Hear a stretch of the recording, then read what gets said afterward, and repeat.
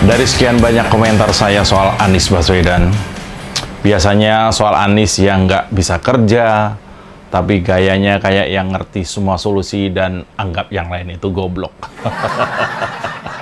Tapi kali ini keterlaluan Anies. Memang benar-benar keterlaluan menurut saya. Ketika beredar kabar, Anies baru saja pulang dari kampanye di luar negeri, tepatnya di Australia. Udah tahu sikap Australia ke Indonesia itu nggak pernah ramah. Dan seolah menyimpan dendam kesumat karena Australia itu kayaknya ya capek ngomporin KKB yang di Papua itu untuk ngacak-ngacak Indonesia. Di sana Anies ngebacot nggak kira-kira.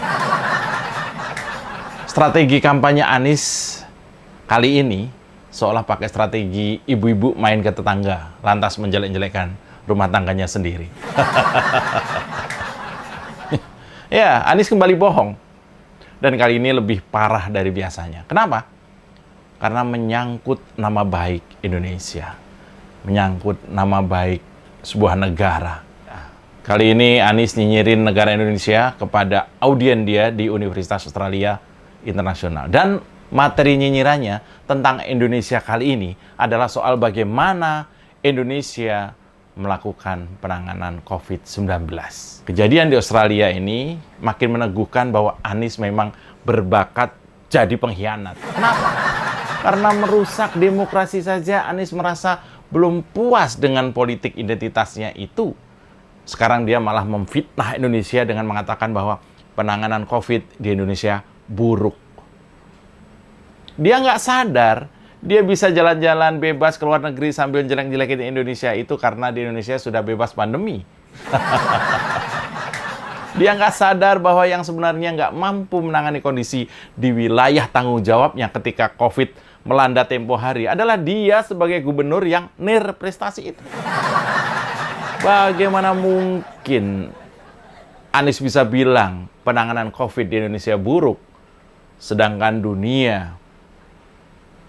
WHO memuji karena Indonesia masuk salah satu negara terbaik di dunia dalam hal penanganan pandemi. Bayangkan, jadi di Australia itu ketika Anies kampanye ke sana kemarin itu, nyolong lah tepatnya, curi start kampanye.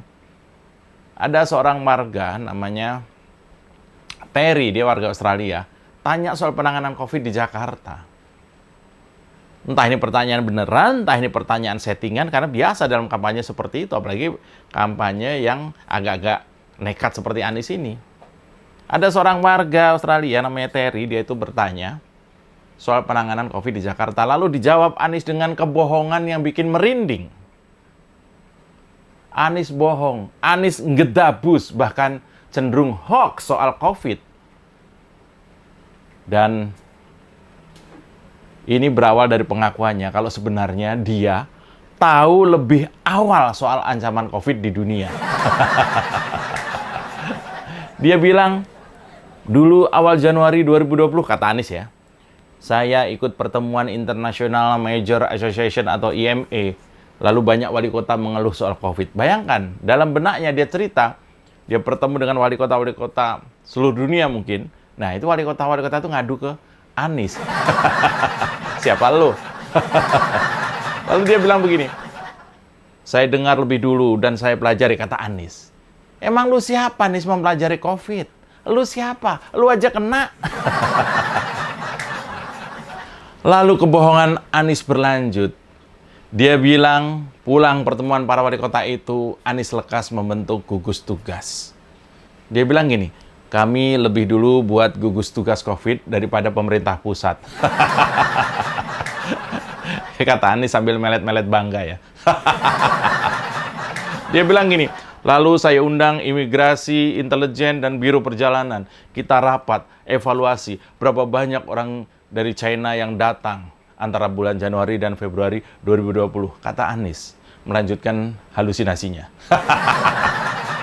Bahkan Anies makin gila bohongnya. Makin menjadi-jadi bohongnya dengan mengatakan antara tahun 2018 sampai dengan 2019 telah memakamkan 2.700 jenazah korban COVID tiap bulan katanya.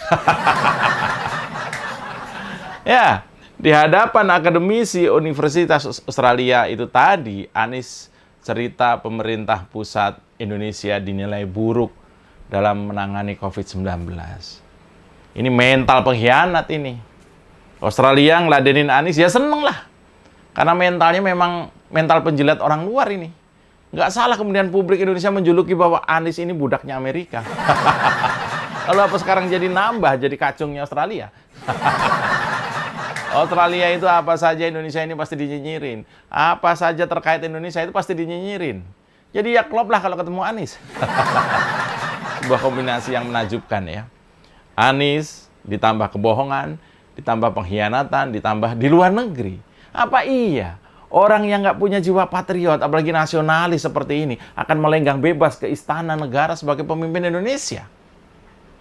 Saya meyakini masih banyak orang waras yang benar-benar mencintai Indonesia, yang tidak akan sudi dipimpin oleh orang yang tega menjelek-jelekan negara.